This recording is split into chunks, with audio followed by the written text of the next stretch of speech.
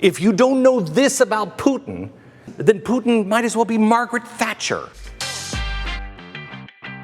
I want to take you through something, chalkboard, that is the beginning of things that you really need to understand. And we're going to be working on some chalkboards. We're going to do a chalkboard series for you this fall that will really bring things to light and show you the connections.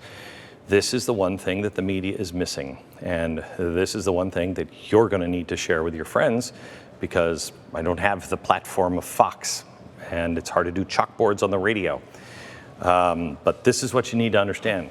These are the three people that organized this rally and are organizing this movement. These are the leaders of the alt-right movement.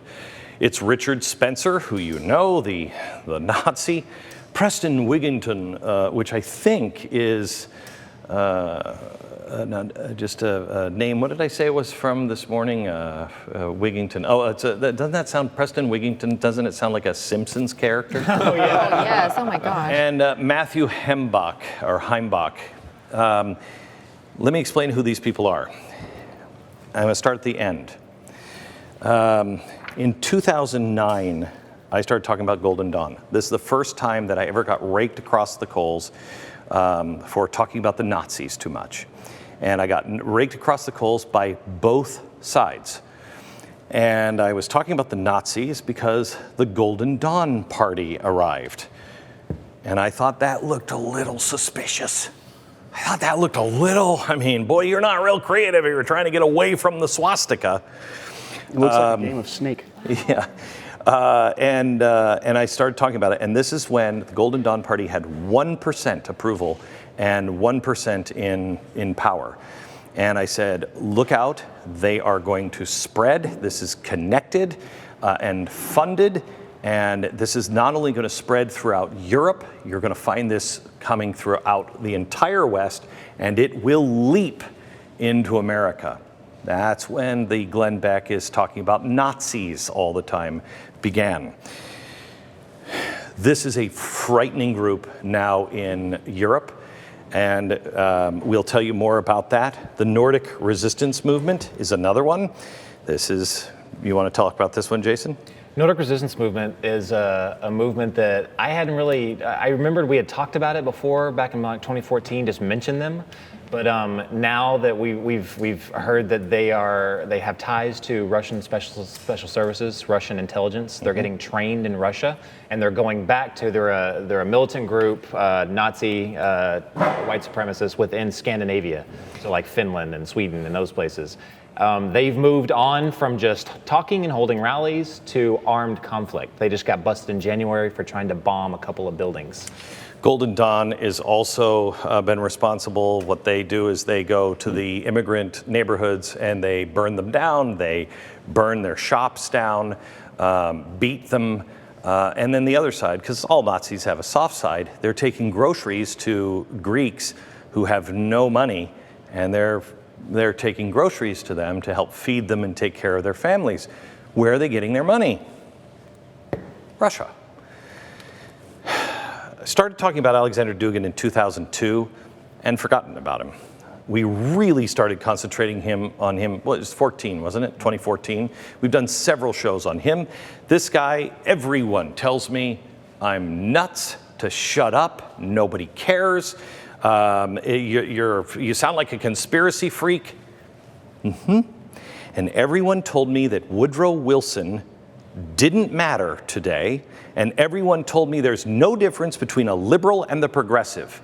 And at the time I said, if you don't understand what Woodrow Wilson started and what the progressive movement is, you won't understand how to defeat it, and you won't understand how we got here.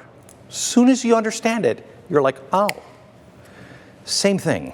Can I add something there on him, Glenn? Yeah. And this will kick off the rest, I think, of where you're going with this chalkboard afterwards. If you really want to know something or have something to read about him, read one of his first books. It might have been his first book ever in 1997. It's called Foundations of Geopolitics. So right after the Soviet Union fell, he was trying to figure out a way to bring glory back to Russia. And that was to make it basically a neo-fascist nationalist state.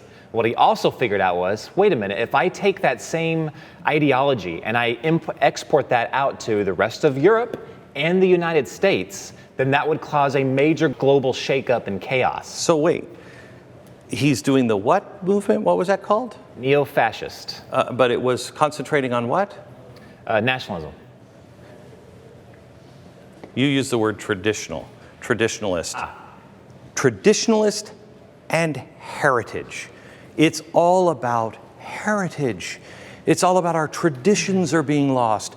Gee, does that sound a little like what's happening with the argument on the monuments? Our traditions are being lost. Our heritage is being erased. Our heritage is being taken away. That is the earmark of this movement. He has a symbol of the seven-pointed star. This is an ancient sign of chaos in all directions, okay? Only interesting to know that because one of his disciples is one of the guys who's with the neo-Nazi movement here in America. Matthew has started, oh my gosh, the Traditionalist Youth Movement. Its symbol is half of the seven-pointed star of chaos. He has just done a Skype rally with Dugin in California, and he has said Putin is supporting nationalists all around the world. We know that to be true. The press will not tell you that. But they will tell you Donald Trump is doing business with Putin. Why does that matter? It matters because Putin is supporting these people. If you don't know this about Putin, then Putin might as well be Margaret Thatcher.